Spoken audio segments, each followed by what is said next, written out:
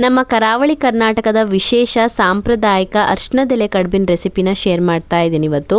ಹೆಚ್ಚಾಗಿ ನಾಗರ ಪಂಚಮಿ ಟೈಮಲ್ಲಿ ಮಾಡ್ತಾರೆ ಇದನ್ನು. ಸಿಹಿ ಸಿಹಿಯಾಗಿ ತುಂಬಾ ರುಚಿಯಾಗಿರುತ್ತೆ.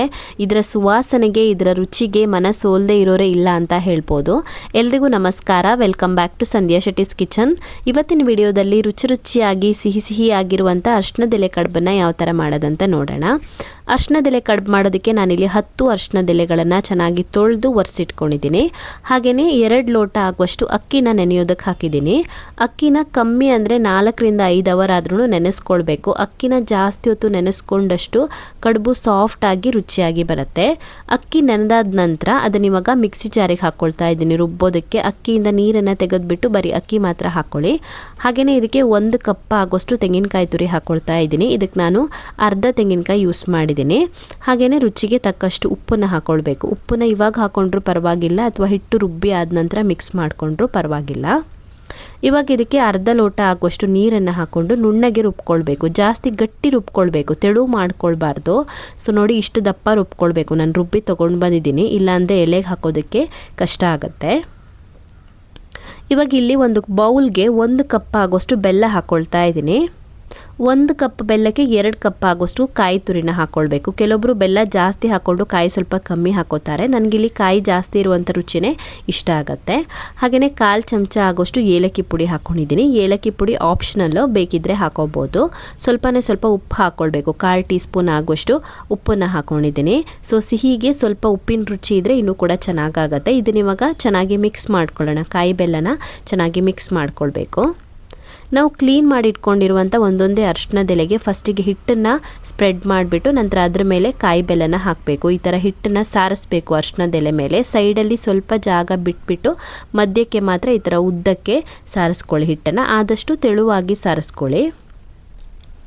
ಹಿಟ್ಟನ್ನು ಈ ಥರ ತೆಳುವಾಗಿ ಸಾರಿಸಿದ ನಂತರ ಇದಕ್ಕೆ ಇವಾಗ ನಾವು ರೆಡಿ ಮಾಡಿ ಇಟ್ಕೊಂಡಿರುವಂಥ ಕಾಯಿ ಬೆಲ್ಲದ ಮಿಶ್ರಣನ ಹಾಕಬೇಕು. ಮಧ್ಯಕ್ಕೆ ಕಾಯಿ ಬೆಲ್ಲದ ಮಿಶ್ರಣನ ಹಾಕಿಬಿಟ್ಟು ಫೋಲ್ಡ್ ಮಾಡಬೇಕು.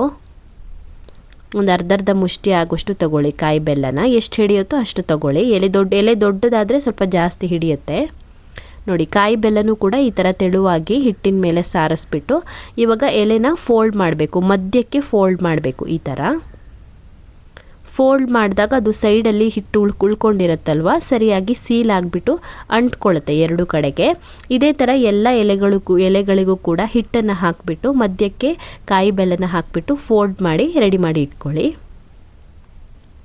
ಇವಾಗ ನಾನಿಲ್ಲಿ ಇಡ್ಲಿ ಅಟ್ಟದಲ್ಲಿ ನೀರನ್ನು ಕಾಯೋದಕ್ಕೆ ಇಟ್ಟಿದ್ದೀನಿ. ನೀರು ಒಂದು ಸಲ ಕುದಿಯೋದಕ್ಕೆ ಶುರುವಾಗ್ತಿದ್ದ ಹಾಗೆಯೇ ನಾವು ಫೋಲ್ಡ್ ಮಾಡಿ ಇಟ್ಕೊಂಡಿರುವಂಥ ಅರ್ಶಿನದೆಲೆಗಳನ್ನು ಇಡ್ಲಿ ಅಟ್ಟದಲ್ಲಿ ಇಟ್ಬಿಟ್ಟು ಇದನ್ನ ಇವಾಗ ಸ್ಟೀಮಲ್ಲಿ ಬೇಯಿಸ್ಕೊಳ್ಬೇಕು. ಅರ್ಶಿನದೆಲೆ ಬೇಯಿಸುವಾಗ ಅದರ ಪರಿಮಳ ಅಂತೂ ಮನೆ ಫುಲ್ಲು ತುಂಬಿಕೊಳ್ಳುತ್ತೆ. ನನಗಂತೂ ತುಂಬಾ ಇಷ್ಟ ಆಗುತ್ತೆ ಅದು. ಅರ್ಶಿನದೆಲೆ ಕಡುಬು ಮಾಡಿರೋರಿಗೆ ಗೊತ್ತಿರುತ್ತೆ ಆ ಪರಿಮಳ ಎಷ್ಟು ಚೆನ್ನಾಗಿರುತ್ತೆ ಅಂತ. ಸೊ ಎಲ್ಲ ಅರ್ಶಿನದೆಲೆಗಳನ್ನು ಇಡ್ಲಿ ಅಟ್ಟದಲ್ಲಿ ಇಟ್ಬಿಟ್ಟು ಮುಚ್ಚಿಬಿಟ್ಟು ಇದನ್ನ ಇವಾಗ ಒಂದು 10 ರಿಂದ 15 ನಿಮಿಷದವರೆಗೂ ಸ್ಟೀಮಲ್ಲಿ ಬೇಯಿಸ್ಕೊಳ್ಬೇಕು. ಒಂದು 15 ನಿಮಿಷ ಆದ ನಂತರ ಚೆಕ್ ಮಾಡ್ಕೊಳ್ತಾ ಇದ್ದೀನಿ ಎಷ್ಟು ಚೆನ್ನಾಗಿ ಬೆಂದಿದೆ ನೋಡಿ. ಇವಾಗ ಒಂದೊಂದೇ ಅರ್ಶಿನದೆಲೆಗಳನ್ನು ಇಡ್ಲಿ ಅಟ್ಟದಿಂದ ರಿಮೂವ್ ಮಾಡ್ಕೊಳ್ಳೋಣ.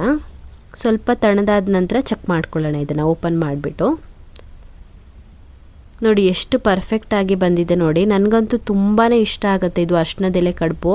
ಒಂದು ಸಲ ಇದರ ರುಚಿ ನೋಡಿದವರು ಖಂಡಿತ ಇದನ್ನ ಇಷ್ಟಪಡ್ತಾರೆ. ಅಷ್ಟೊಂದು ಚೆನ್ನಾಗಿರುತ್ತೆ. ಕಡುಬಿನ ರುಚಿನೂ ಚೆನ್ನಾಗಿರುತ್ತೆ. ಅದರ ಪರಿಮಳ ಅಂತೂ ಕೇಳೋದೇ ಬೇಡ, ತುಂಬಾ ಇಷ್ಟ ಆಗುತ್ತೆ. ಸೊ ನಿಮ್ಗೊಂದು ವೇಳೆ ಅರ್ಶಿನದೆಲೆ ಸಿಕ್ಕಿದ್ರೆ ಈ ಥರ ಕಡುಬನ್ನು ಟ್ರೈ ಮಾಡಿ ಕಮೆಂಟಲ್ಲಿ ಹೇಗಿದೆ ಅಂತ ತಿಳಿಸಿ. Thank you for watching my video. ನಿಮಗೆ ಈ ವಿಡಿಯೋ ಇಷ್ಟ ಆಗಿದ್ದರೆ ವಿಡಿಯೋಗೊಂದು ಲೈಕ್ ಕೊಡಿ, ಕಮೆಂಟಲ್ಲಿ ಹೇಗಿದೆ ಅಂತ ತಿಳಿಸಿ. ಇನ್ನೂ ಹೆಚ್ಚಿನ ವಿಡಿಯೋಗಳಿಗೆ ನನ್ನ ಯೂಟ್ಯೂಬ್ ಚಾನಲನ್ನು ಸಬ್ಸ್ಕ್ರೈಬ್ ಮಾಡ್ಕೊಳ್ಳೋದನ್ನು ಮರಿಬೇಡಿ.